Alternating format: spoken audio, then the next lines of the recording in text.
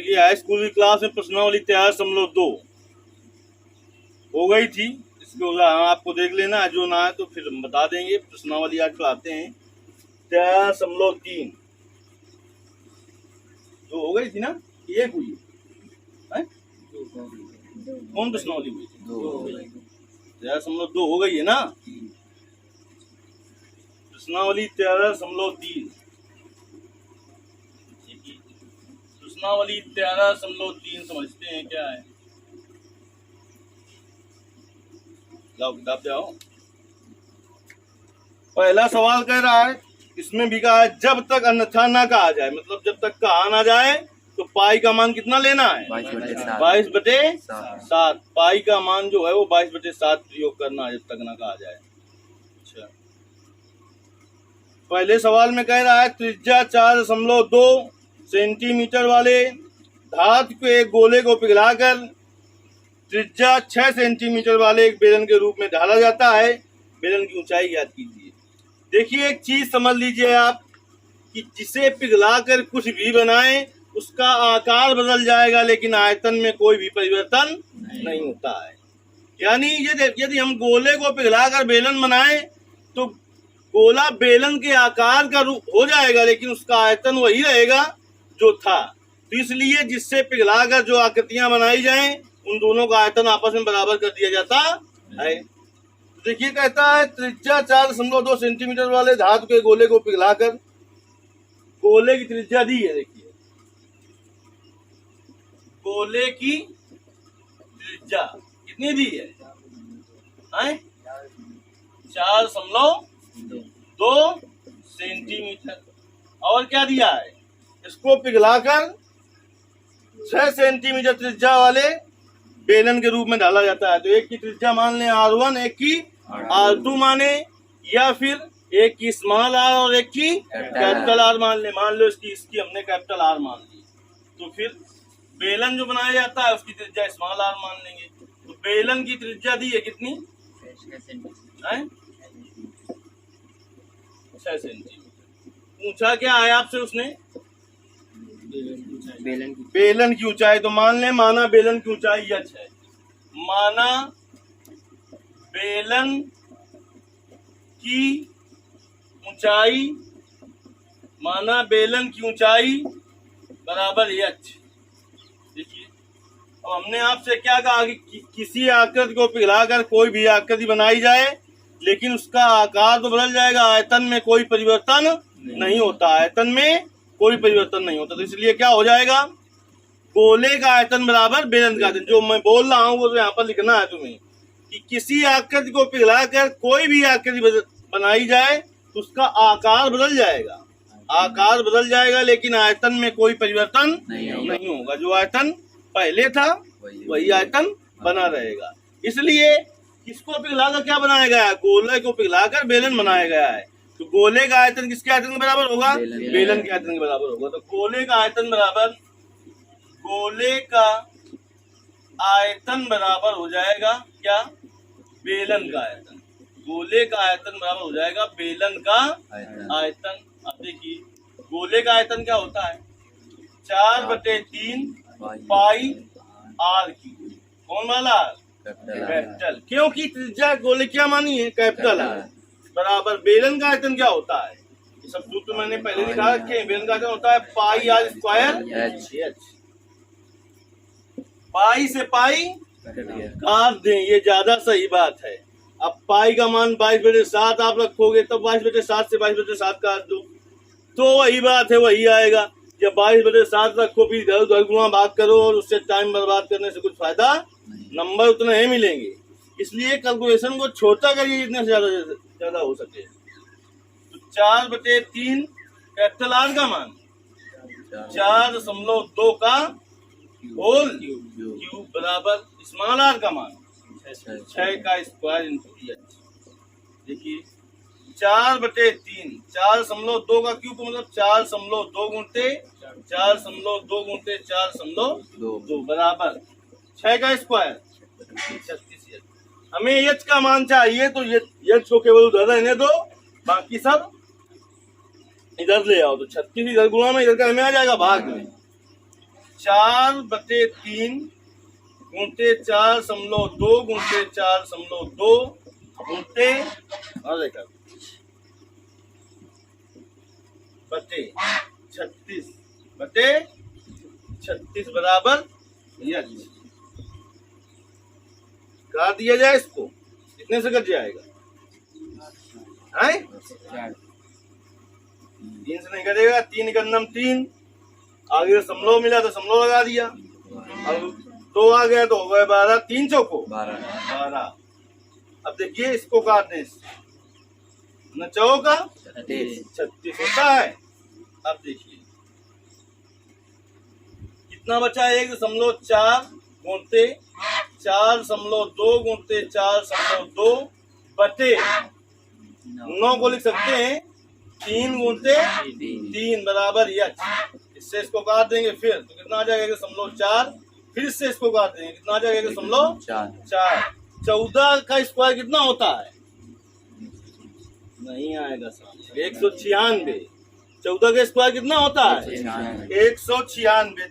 तो 1.4 गुणते 1.4 करेंगे तो 196 आ जाएगा। लेकिन 1.4 1.4 एक अंक इधर एक अंक इधर, 2 अंक वाले दशमलव लग जाएगा। गुणते 1.4 बराबर यच बराबर। अब 14 का गुणा कर लीजिए इसमें 196 में, जल्दी से करो। इतना सब करने से कैलकुलेशन बहुत छोटा हो गया है। बाकी आपके पास गाइड होगी, उससे देख लेना कितना बड़ा कैसा क्या लगा है।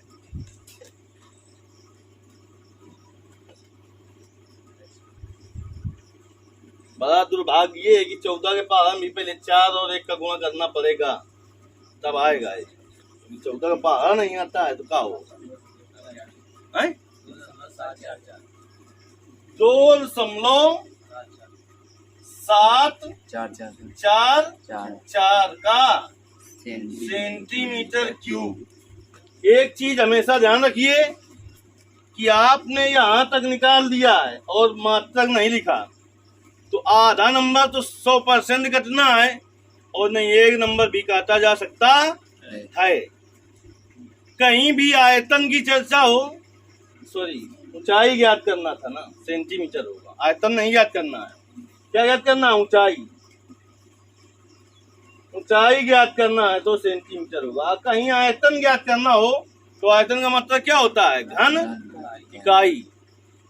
क्षेत्रफल ज्ञात करना हो, वक्र पृष्ठ ज्ञात करना हो, संपूर्ण पृष्ठ ज्ञात करना हो, 3 का मात्रक एक ही होता है सर इसका, वक्र पृष्ठ का, क्षेत्रफल का और संपूर्ण पृष्ठ का वर्ग इकाई। आयतन का मात्रक घन इकाई और परिमाप का मात्रक होता है इकाई। तो देखिए यहाँ पर हमें आयतन नहीं क्या ज्ञात करना था, ऊंचाई। ऊंचाई तो सेंटीमीटर में होगी। सेंटीमीटर में ही क्या होगी? क्योंकि सब काहे में दिए हैं? सेंटीमीटर में। सब मीटर में दिए होते तो ये काहे में आता? मीटर में। पहला सवाल आपका हल हुआ। आंसर मिलाइए कितना आ रहा है? आ रहा है ना? बड़ी देर लगाए हो। दूसरा सवाल क्या है? आ रहा है कि नहीं आ रहा है? दूसरा सवाल कह रहा है क्रमशः 6 सेंटीमीटर का 8 सेंटीमीटर और 10 सेंटीमीटर त्रिज्याओं वाले धातु के 3 ठोस गोलों को पिघलाकर एक बड़ा गोला बनाया जाता है। इस गोले की त्रिज्या ज्ञात कीजिए। देखिए इसमें लिख लीजिए मोस्ट इम्पॉर्टेंट, कम से कम 7-8 बार आ चुका है यूपी बोर्ड में। अब देखिए इसको बिल्कुल हम छोटा लगाते हैं। नहीं, इसकी क्या विधि है? देखिए जैसे कि आप गाइड में देखेंगे तो कैसा क्या लगा होगा वो हम तुम्हें बता देते हैं। पहले आपसे आप क्या निकालेंगे? 3 गोले दिए हैं, तीनों का आयतन ज्ञात करें, फिर तीनों को जोड़ें, फिर बड़े गोले की त्रिज्या मान लें कैपिटल R कुछ, फिर बड़े गोले का आयतन ज्ञात करें। तो फिर जो अभी हमने बताया है वही विधि लगानी पड़ेगी कि देखिए 3 छोटे गोलों को पिघलाकर एक बड़ा गोला बनाया गया है। तो आकार तो बदल जाएगा लेकिन आयतन में कोई परिवर्तन नहीं होगा। तो बड़े गोले का आयतन बराबर होगा तीनों छोटे गोलों का आयतन। ठीक, तो इसे हम सीधे पहले लगा दें कि बड़े गोले का आयतन बराबर तीनों छोटे गोलों का आयतन। तो बड़ी आसानी से 6-7 लाइन में सवाल हो जाएगा। कहता है क्रमशः 6 सेंटीमीटर, 8 सेंटीमीटर और 10 सेंटीमीटर त्रिज्याओं वाले धातु के 3 ठोस गोलों को पिघलाकर एक बड़ा गोला ठोस गोला बनाया जाता है। इस गोले की त्रिज्या ज्ञात कीजिए। देखिए माना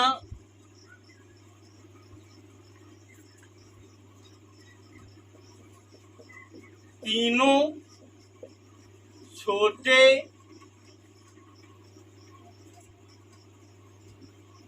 गोलों की त्रिज्याएं R1, R2 और R3 हैं तथा पिघलाकर बनाए गए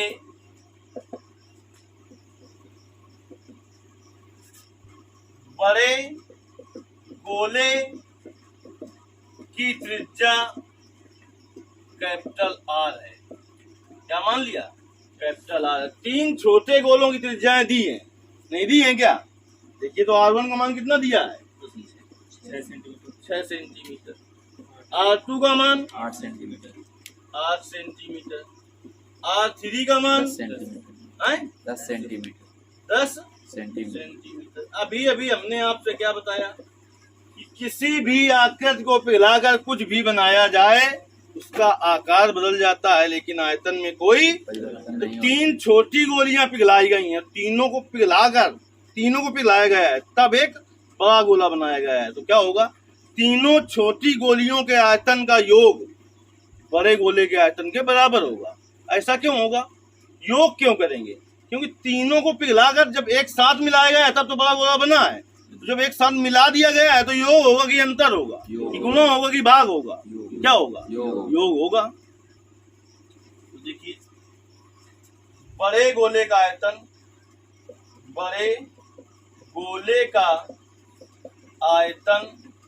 बराबर तीनों छोटे गोलों के आयतन का योग। बड़े गोले का आयतन क्या होगा? गोले का आयतन होता है 4/3 पाई R³ होता है। तो बड़े गोले की त्रिज्या क्या है? Capital R। क्या होगा? 4/3 पाई R। पहले गोले का आयतन क्या होगा? 4/3 पाई R1³। पहले गोले की त्रिज्या क्या है? छोटे गोले R1। दूसरे की 4/3 पाई R2³। तीसरे की 4/3 पाई R3³। देखिए कैलकुलेशन कितना छोटा किए दे रहे हैं। आप पहले अलग ज्ञात कर लेते तो पाई का मान भी रखते, सब कुछ रखते और फिर उसमें भी पाई का मान रखते, बाद में बराबर करते, सवाल कम से कम 2 पेज में चला जाता। अब ये आधा पेज में नहीं जाएगा। अब देखिए इससे होशियारी इसमें इस सब में क्या मिल रहा है? ये कॉमन ले ले तो कितना छोटा हो जाएगा, इससे अभी ये कट जाएगा कि नहीं कट जाएगा? 4/3 पाई कैपिटल R³ बराबर 4/3 पाई। कॉमन ले ले बेटा तो क्या होगा? R1³ plus R2³ plus R3³। इससे ये कट गया। तो कैपिटल R³ बराबर R1 का मान 6 का क्यूब, R2 का मान 8 का क्यूब, R3 का मान 10 है, 10 का क्यूब। 6 का क्यूब कितना होता है? 216 होता है। 6 का क्यूब कितना होता है? 216। 8 का क्यूब 512, 10 का क्यूब 1000। सबको जोड़ देंगे तो कितना आ जाएगा? 1728। 6 2 8, अरे 5 2 7 और ये 16 और 12 28। तो R बराबर क्या होगा? R बराबर क्यूब रूट यानी कि घनमूल 1728। किसका घन होता है 1728? 12 का। यानी कि R बराबर क्या हो जाएगा बेटा? Cube root. इसको लिख सकते हैं 12 × 12 × 12। वर्गमूल हो तो 2 में एक बार निकल आता है, घनमूल में 3 बार जब वही संख्या हो तो एक बार बाहर निकलती है। तो R बराबर क्या हो जाएगा? 12 सेंटीमीटर। यानी पिघला कर जो बड़ा गोला बनाया गया उसकी त्रिज्या कितनी होगी? 12 सेंटीमीटर। देखिए आंसर।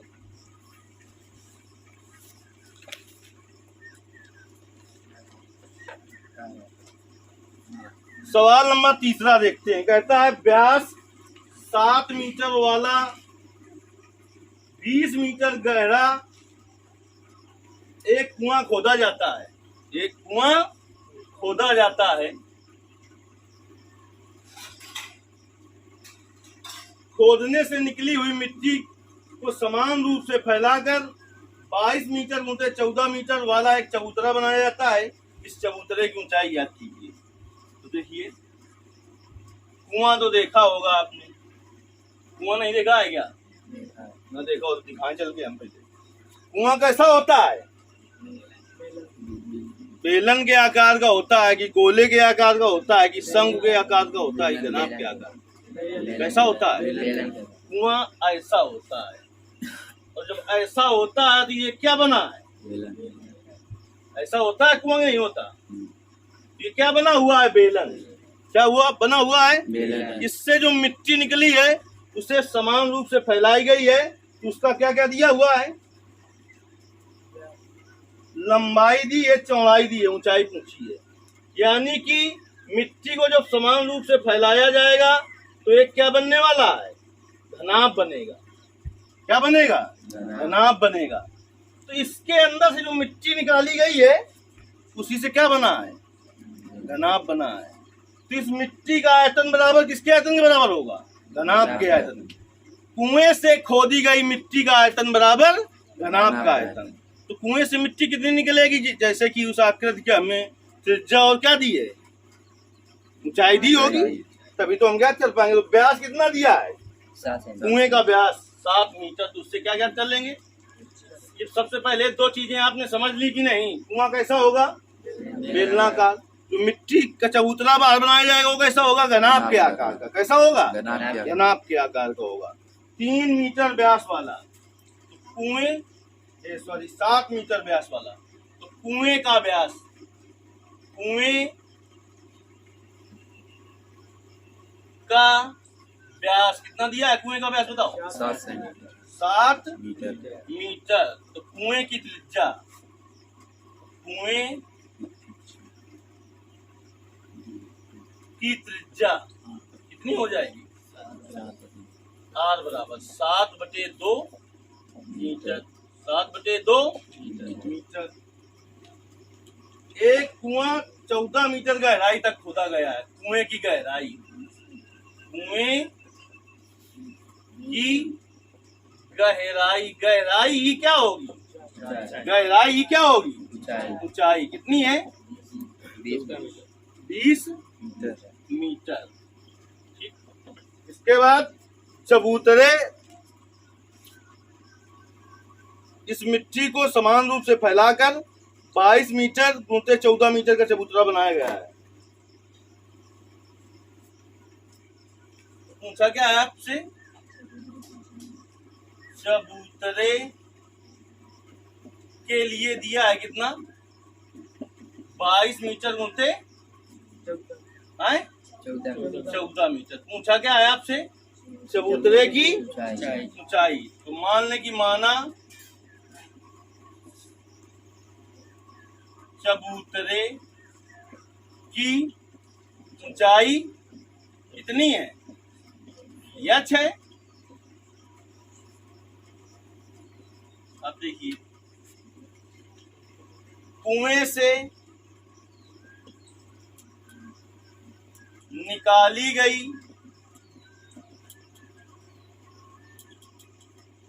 मिट्टी का आयतन, कुएं से जो मिट्टी निकाली गई उसी से चबूतरा बनाया गया है, बराबर चबूतरे का आयतन। वो मैं पहले बता चुका हूं कि कुआं कैसा होगा? बेलनाकार। चबूतरा कैसा होगा? घनाभ के आकार का। कैसा होगा? घनाभ के आकार का। तो देखिए, कुआं जब बेलनाकार होगा तो बेलन का आयतन क्या होता है? पाई R स्क्वायर। घनाभ का होता है लंबाई गुणते चौड़ाई गुणते ऊंचाई। तो देखिए, पाई R का मान कितना है? तो उसमें तो पाई आएगा नहीं, तो उसमें पाई का मान रखना पड़ेगा। तो जब पाई के 2 मान होते हैं, होता है 22/7, 3.14। जब पहले ही बता दिया गया और मैंने भी बता रखा है कि जब तक ना कहा जाए पाई का मान तो 22/7 रखना है।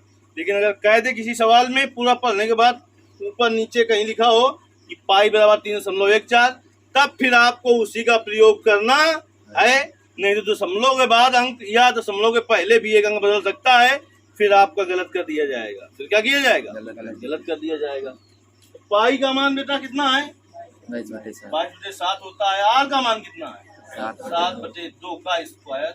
और यच का मान कितना है? अब देखिए, इसको हमने स्मॉल एच से लिख रखा है, तो इसको फिर हम लिख दें कैपिटल एच से, या फिर हम इसी को लिख देते कैसे? कैपिटल एच से, तो यहाँ पर आ जाता कैपिटल एच, तो यहाँ स्मॉल एच रहता। लंबाई 22 मीटर है, चौड़ाई 14 मीटर है, गुणते एच का मान चाहिए। 22/7 गुणते 7/2 गुणते 7/2 गुणते 20, और ये कहे में इधर दोनों कहे में इधर गुणा में इधर कहे में आ जाएंगे। 22 गुणते 14 बराबर क्या? यच। एक 7 से 7 काट दें, फिर 7 दूनी 14, 22 से 22 कर जाएगा। देखिए कैलकुलेशन कितना छोटा होता चला जा रहा है। 20/2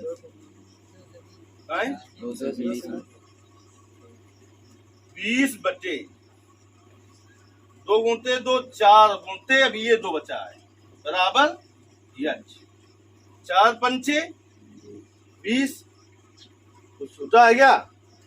तो यच बराबर कितना आ जाएगा? यच बराबर 5/2। आपको पता है 2 का भाग देंगे 5 में तो आ जाएगा कितना? 2.5 कह में दिया था मीटर। देखिए आंसर। उस चबूतरे की ऊंचाई कितनी होगी? 2.5 मीटर होगी। चलिए इतना लगा ये पे, आप खा लो इसकी।